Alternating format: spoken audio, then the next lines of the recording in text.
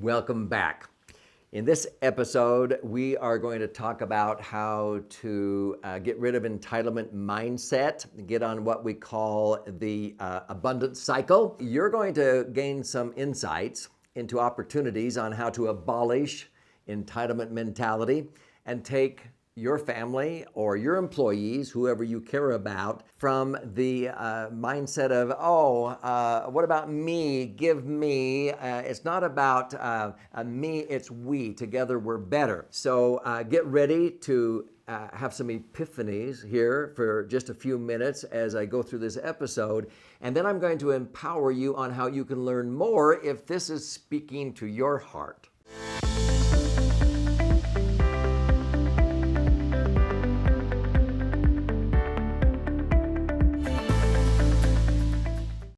I'm Doug Andrew, and I've helped a lot of families break their children or grandchildren free from the entitlement mindset. It's too bad that many of them sort of adopted that, but we don't mean to hurt our children, but all too often by just giving them handouts, that's what happens. That's what motivated me to write this book, Entitlement, Abolition, and I don't invite you to watch these episodes to sell you a book. I will give you a copy of this book, and I'll show you how here at the end of this episode. But in the book, I had the artist create this illustration. This tree represents abundance. And all too often, our children, grandchildren, our friends, our employees, if we run a company, are in this entitlement trap. And there's all this abundance, and they can't even reach it because they're all clamoring in a scarcity mindset instead of an abundance mindset. So I address that in depth in the book.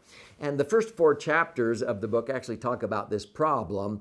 But the last 8 chapters talk about how to break free from this trap. And when you break out of this trap with those that you care about, let's say it's your family, everybody is participating because together we're better. And this is what creates abundance. And abundance then breeds abundance.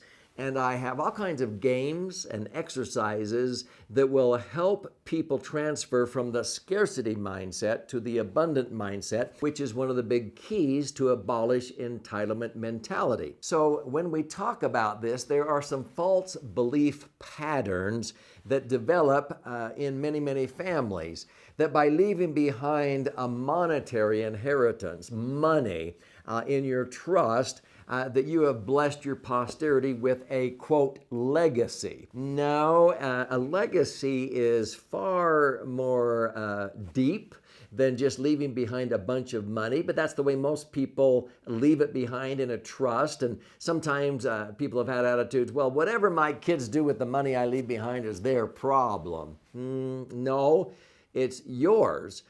You can set it up so that you don't ruin 2 or 3 generations and it goes back to shirt sleeves to shirt sleeves in 3 generations, or rice paddy to rice paddy in 3 generations, like in Asia or in Europe, clogs to clogs in 3 generations. No, you want to have the family legacy bank, the assets, and not just the money, but you want it to continue to grow, and you want them to prosper and not sit around waiting just for their share with this entitlement mindset. Oh, I wonder what the poor people are doing today. And I've seen that happen in a lot of well-intending families because they didn't think through this.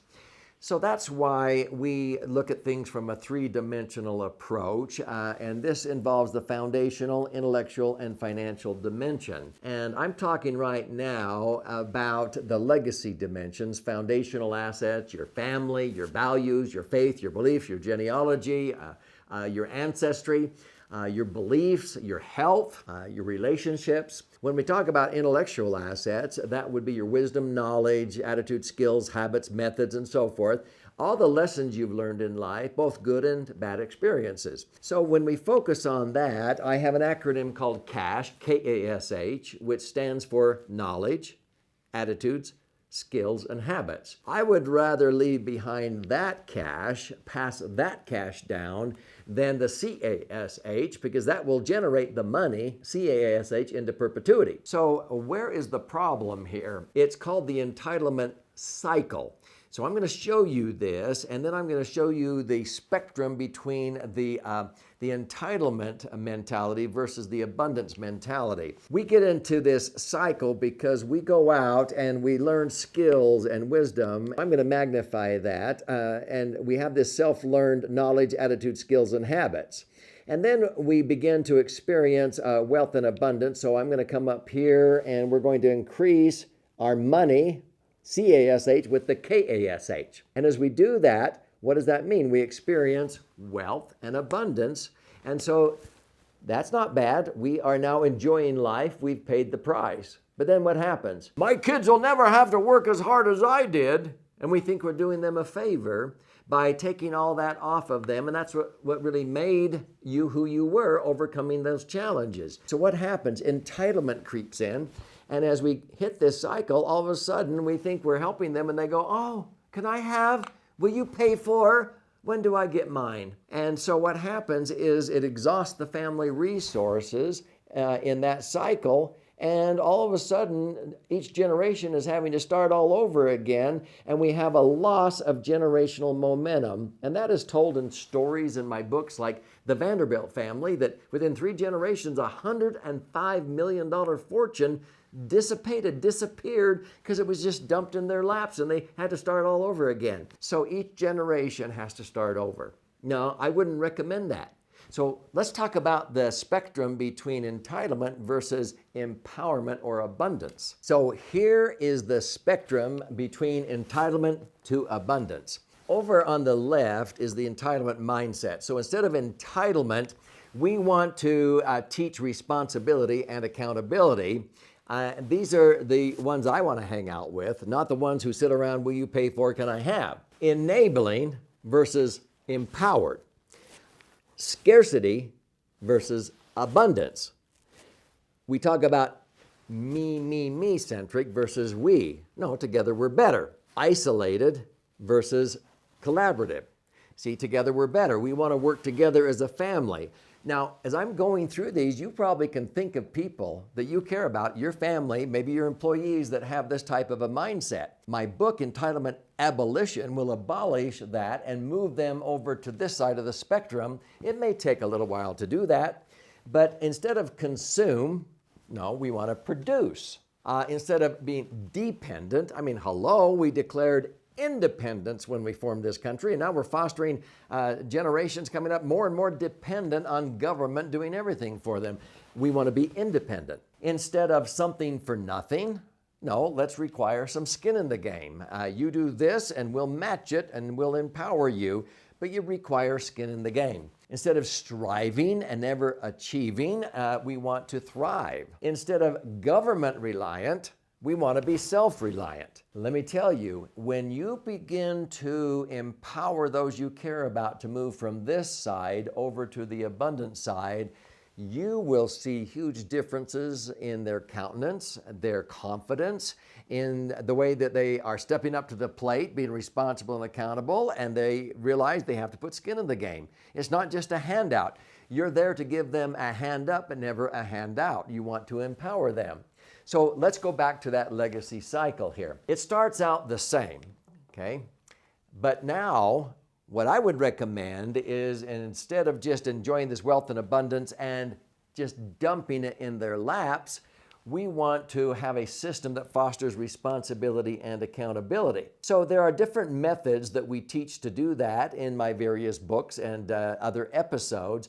But once you teach responsibility and accountability, what happens? In a legacy bank, this is what I call a family bank, you're capturing the knowledge, attitude, skills, and habits. That's the KASH. And you also deposit the money, the CASH, in the family bank. You allow your children and grandchildren to have access to the KASH and the money, CASH, if they are responsible and accountable. They borrow and they pay it back, or they save and they might get matched. You don't just pay for their college education. You just don't give them the money to buy a house. You require some type of responsibility and accountability, and guess what happens? They have access to the legacy bank And watch what happens. Each generation has an early advantage because of this increase in momentum over here on the left. And this is a great way to go. It's the difference between the Vanderbilt family and the Rothschilds family. The Rothschilds' wealth continued to grow because they had rules that fostered responsibility and accountability, and that's the legacy cycle. That's why I recommend that you consider this so that future generations can have that early advantage. So what's the call to action for you?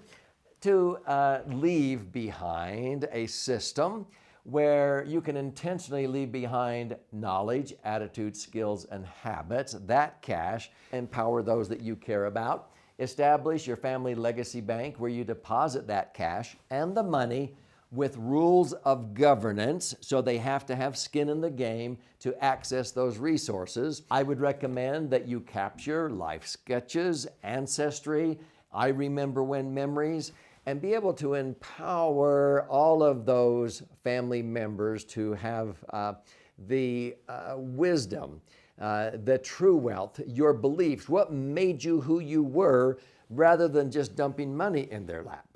So if this resonated with you, spoke to your heart, and you would like to learn more about that, that's what motivated me to write this 200-page book, Entitlement, Abolition. I'm not trying to sell you this book. I want to give you a copy of this book absolutely free. If you go to entitlementabolitionbook.com and pay a nominal shipping and handling fee of like $5.95, I will send one out to you absolutely free, and you can, first of all, go through these 12 chapters.